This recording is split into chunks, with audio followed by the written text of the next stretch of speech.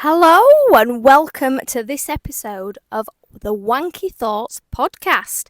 Now, just before I get going, just a reminder because this is a new podcast. If you would like to see my face whilst you listen to this podcast, you can head over to YouTube and watch this as a video. Now, I must give you a warning. I'm in the car, right? I've decided to record these podcasts in my car. And I need to get one of those things that sticks on the window so I can put my phone in it. So I'm sat a bit I'm sat a bit weird. Anyway, who cares? Head over to YouTube and have a look. Today, I want to talk about something very close to my heart. It's quite a juicy topic for episode 3. It's about why I think you should stop undercharging and why you should raise your prices. So I would like to also caveat this by saying, oh, hang on, my car's coming on. I'll have some music blaring out in a minute. I would like to caveat this by saying everything I talk about I have struggled with. So I don't want you to think that I'm sat here in my car preaching that you should be doing this and you should be doing that. Because I was a serial undercharger. When I first started my coaching business, I used to charge 50 quid. 50 quid an hour. But of course, I didn't give them an hour. I gave them an hour and 20 because, if I overgave, then how could they moan? And it never dawned on me that overgiving was a problem until I had a client who said, she was really timid, and she said, probably like 10 minutes after the hour was up, she said, Helen, I'm going to have to go. I'm going to miss my train. And it was then I was like, actually, my overgiving nearly cost her train back home. So this subject is very dear to my heart because, like I say, I have struggled with this. And what I have done over the years is I don't charge £50 anymore. I have gotten over this fear. And, let's be honest, still work in progress. Still want to charge more and still working on these wanky thoughts that go, oh, who's going to pay that? Oh, God, are you worth that? And all them voices that pop into our heads. So still work in progress. We're doing this together. But yeah, I don't charge £50 anymore.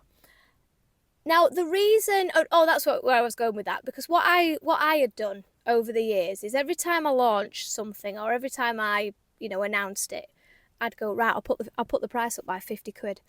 Christ, that takes ages to get your price to where you want to when every few months you're raising your price by 50 quid or 100 quid. Sometimes it's easier just to go, do you know what? Let's just tackle the wanky thoughts head on. All these beliefs that, I'm not good enough, no one's going to pay me that, and I'm too expensive. Let's just rip the plaster off once and for all. Let's sort the wanky thoughts out and let's charge premium now so we don't have to have this palaver of going up by 50 quid every 10 minutes. Now, the reason that I get so passionate about particularly women charging what their stuff is worth and the value that having a price that reflects the value that they bring. And I say women because I do tend to work with more women. Do work with some men, but mostly women. Because women tend to undercharge more than men. Not always, but on the whole. Because I don't know if it's like part of this, we're nurturers and we're givers and we think we should give it all away for free and, how bad of us to charge and blah, blah, blah. But this is why we need to charge the value of our stuff.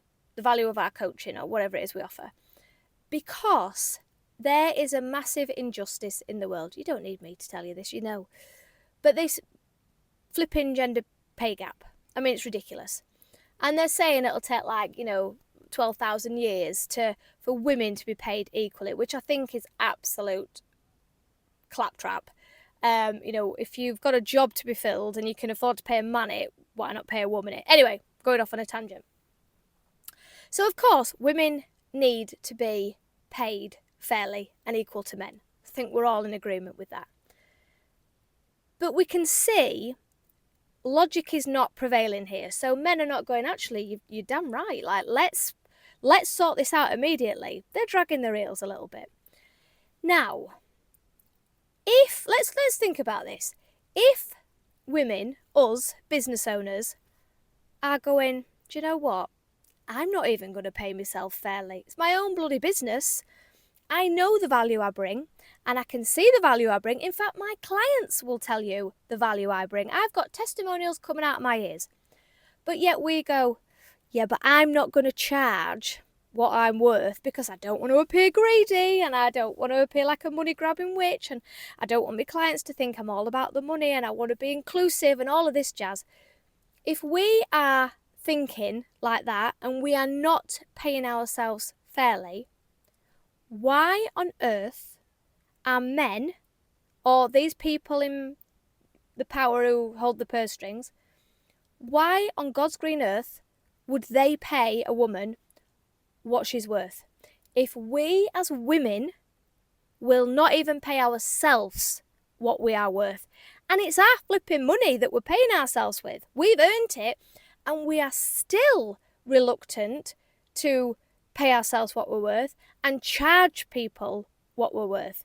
If we are not prepared to state a price that is fair for the work that we do and be rewarded for that work, why on earth is anybody else going to do it?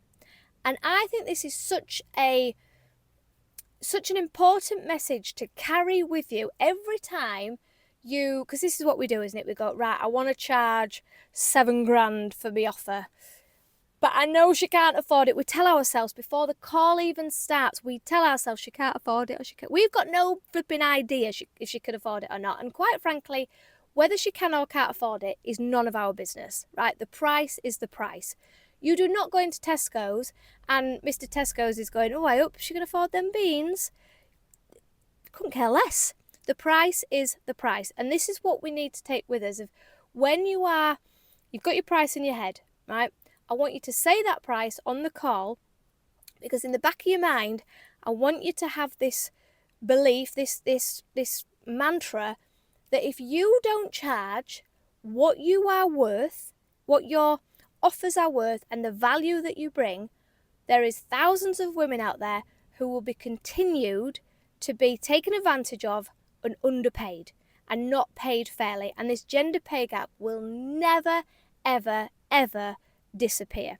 Now, please don't think I'm lecturing or, I'm telling you what to do. I just think, sit with it.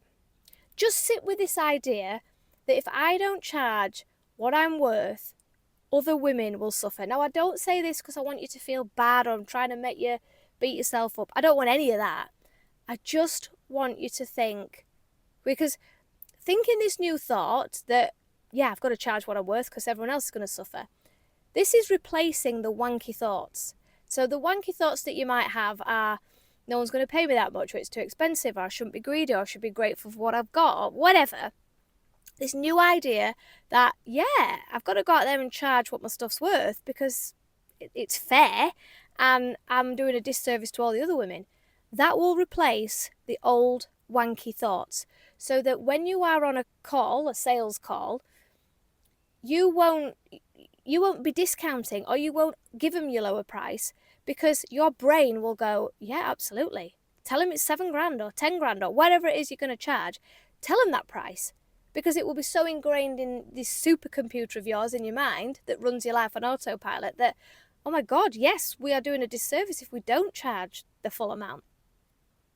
So here's a little exercise for you. What I want you to do is think about your offer, right, and how much it is. And then I want you to double your price. So just in your head now, it's $5,000, I'm going to double it to 10, right?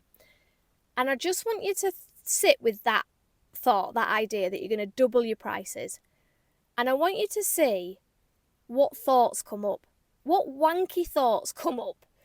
Now, I'm saying wanky thoughts because I want you to, let's put a bit of humour to this, because it can feel really debilitating, these thoughts that come up, that, oh, I'm not good enough and who's going to pay me that? And when you have these thoughts, I want you to remember this chat and go, they are wanky thoughts. They are not mine. I do not need to listen. I do not need to pay attention. And I certainly don't need to act on them. So wanky thoughts sounds a bit funny. So every time you, oh, no one's going to buy and all that, I want you to go, it's a wanky thought, and I want you to say it out loud. Because if we're going to change these wanky thoughts, first of all, we've got to work out what they are. We can't change something that we don't know. So, going to raise my price. Be on a sales call. Oh God, she can't afford it. It's a wanky thought. Right, laugh about it. Laugh inside about it. So you have these wanky thoughts. Right, now you know what needs changing. Now, you won't be able to identify all of these wanky thoughts in one sitting, right? This will be a lifelong thing, right? And people don't want to hear that. They want to hear that this is going to be fixed in 2 minutes. It ain't. It's going to get better every time you do it. Mental fitness, i.e. removing the wanky thoughts, is like physical fitness, right? You got to do the reps. If you want to get rid of your bingo wings and you want a six-pack, going to the gym once ain't going to do a jot. Going to the gym twice a week for the next 6 months, you'll start to see some results. Mental fitness, removing these wanky thoughts, exactly the same. So we're just going to commit to all we've got to do. We're going to do like a massive essay. All we've got to do is identify and acknowledge these are wanky thoughts, right? Because then we can do something about them. So then we've got your wanky thoughts. Now, you might have a notes section on your phone. You might have a notebook or whatever you want to write the wanky thoughts down, right? Call it your wanky thoughts notebook. And so you write them down. And then we don't want to be doing anything with these thoughts. We don't want to be repeating them. This is why they play in your head like an old broken record on full belt. Because you've been repeating these wanky thoughts your entire life. You've been telling yourself, no one's going to pay me that much, and I'm a crap speaker, and I'm not strategic, and I'm not very good at sound. You've been repeating that all the time, probably without even noticing, right? So imagine your mind's got this supercomputer and it's all stored in there. That supercomputer runs your life and you're thinking on autopilot. So you've put them in there that much and repeated them that much. It goes, all right, well, yeah, no one's going to pay you that much. So this thought appears as soon as you think about getting on that call. So step one, we've identified the wanky thoughts. We've written down in our book or on our phone or whatever. Step two is to go, okay, well, if I don't want that thought, what thought do I want? And this is the bit that people tend to struggle with. This is the reason people join my group, because they go, I'll say, what do you want to think? And they go, well, I don't want to think this. I said, I didn't ask that. I said, what do you want to think? They go, all right, yeah, I see your point. Yes, I want to be thinking this, but I don't want to think this, because we get dragged in to the thoughts that are programmed in our minds. So this might take a bit of work. I'm here if you need me. I want you to sit down and go, well, if I don't want that thought, what thought do I want? Well, I want to think that my work is great and I've changed lives and I'm brilliant at what I do and actually I'm a great speaker, and if things go wrong, then who cares, because I'm human. I want to be able to do videos and not care what people think. I don't care what my hair looks like. I want to go into bigger rooms and feel like I belong there. Whatever it is that you want to feel and want to think, I want you to start repeating that like a mantra, like a broken record, but with good thoughts, not wanky thoughts. Because what will happen is the opposite. So the reason those thoughts are in your supercomputer is because you repeated them enough times. People have probably told you that you're no good and you won't amount to much and no one's going to pay you that much, and some people have probably been shocked that you charge that much. So it's all reinforced this belief. So we do the same. We just keep repeating these thoughts and we keep living these thoughts and we keep feeling these thoughts. So if you're saying to yourself, let's say you've told yourself a lifetime that you're not a public speaker. Right, well, start telling yourself you are a public speaker. Start speaking out in public. So I'm talking about, I don't know, when you're out, you might start a conversation with somebody, or you might say yes to go and speak at an event, or you might speak out at a networking event, or, put your hand up and suggest something. And then say to yourself, I am a public speaker. I am absolutely a public speaker. But I want you to feel it. I want you to feel what it feels like. Feel that joy. Feel what it feels like to be doing the thing that you are scared of. But I don't want you to feel scared about it. I want you to imagine that it's all... Oh, hang on, my phone's running out. I want you to feel like it's all going well, right? Now, over time, it ain't going to happen first time you do it. You will have to keep repeating this. So get your notebook and turn it round, like go to the back. So one side starts with wanky thoughts and the other side starts with these new positive thoughts. And then write these positive thoughts down. And every day, I just want you to start your day 2 minutes max. Whilst you're waiting for the kettle to boil. In fact, this is a good thing. This is what I did. I wrote all my new thoughts on post-it notes and I stuck them all over, like me tin I put my tea bags in, my sugar pot, my milk jug on my fridge. So every time I made a cup of tea, and I drink a lot of tea, I saw these post-it notes. So I just want you to start your day 4 or 5 minutes, no more, just repeating these new thoughts. I don't want you to be going, oh yeah, but I'm not really that good. And I don't want you to be engaging with that chatter.